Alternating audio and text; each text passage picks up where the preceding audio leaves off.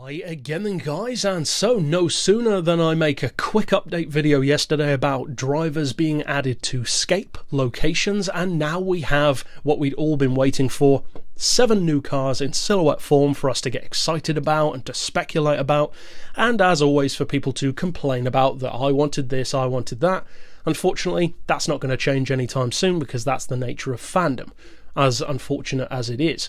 But some of the predictions that I'm going to make about this list of the 7 new cars, one in particular, I think is a pretty bold prediction, but if I turn out to be correct, I think it's going to be pretty awesome. And I'm not talking about the MAZDA 787B. That one's pretty much obvious. I'm talking about something else.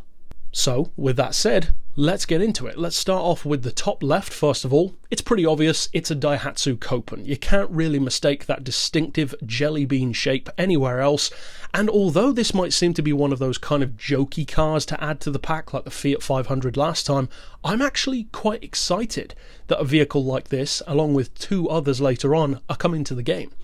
And that might sound strange, and that's not just because I'm a huge fan of Daihatsu, which I am, but actually I'm not excited for the car. The Copen is my least favourite Daihatsu by far.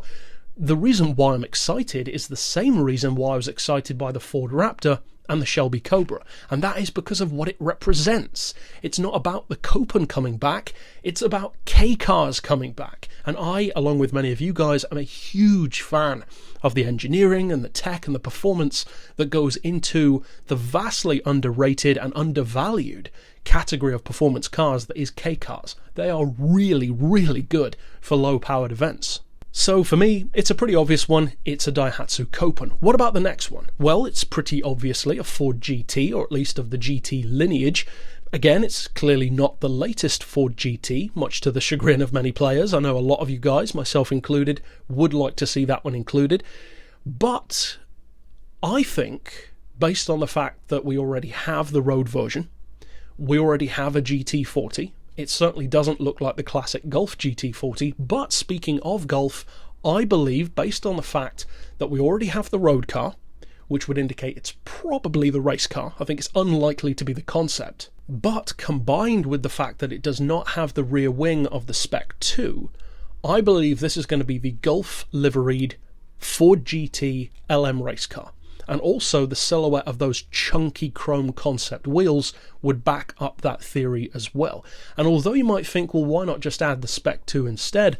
I've reviewed both of those in my GT Masters series in Gran Turismo 6, and I have to say, the LM in Golf form is a vastly underrated car. It's a really, really good race car, and in some ways I actually prefer it to the Spec 2, to be honest. But with that said, what's next? Well, we return once again, very obviously, to the world of K-cars, this time though to, I believe, the Honda Beat. This is one of the most easily recognisable cars of the list. It's one of the squarest and most blocky looking K-cars, a speciality K-car if ever there was one. I've never been a huge fan of it myself, I'm more of a Suzuki Cappuccino fan to be honest, but the Beat is a cool car, and it will certainly get more use probably than the Daihatsu Copen will. But again, I'm excited more so because K-cars are coming back, rather than this one specifically. And now we get to the one that ironically kind of excites me the most, because as much as I adore the 787B, and it was a pretty obvious one to arrive to the game, I believe I did include it in my predictions episode of Beards and Cars. If you haven't watched that, check it out. A lot of my predictions turned out to be true, and still are turning out to be true, but I believe not only is this very obviously a Formula car, but I'm going to make a bold prediction here. The obvious choice would be the Formula Gran Turismo. It's been featured in more games than any other Formula car in the franchise, and it's the fastest Formula car of the franchise. It's even faster than Senna's Lotus. But I don't think it is that. I think that in a very clever move, Polyphony is bringing back the Ferrari F10 from Gran Turismo 5. And the reasons why are twofold. One, because this is clearly not a Formula Gran Turismo. Look at that nose cone, it's far too aggressive, far too downward sloping and angular, but also look very closely at the roof scoop above the driver's head and you can clearly see distinctive winglets and that bubble-shaped bodywork which the Ferrari F10 has. Combine that with the fact that we know that none of the latest Formula cars are going to be coming to the game because they just don't have the licensing rights.